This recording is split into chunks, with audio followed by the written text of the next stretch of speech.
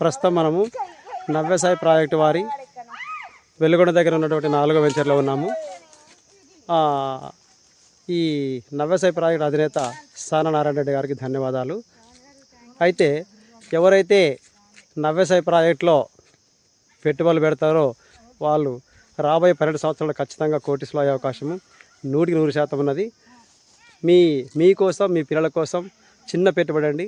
కేవలం ఒక 8,45,000 పెట్టి 22 సెంట్లు కొంటే 12 సంవత్సరాల తర్వాత మీకు దాదాపుగా 80 లక్షల నుంచి కోటి రూపాయలు వచ్చే అవకాశం ఉంది.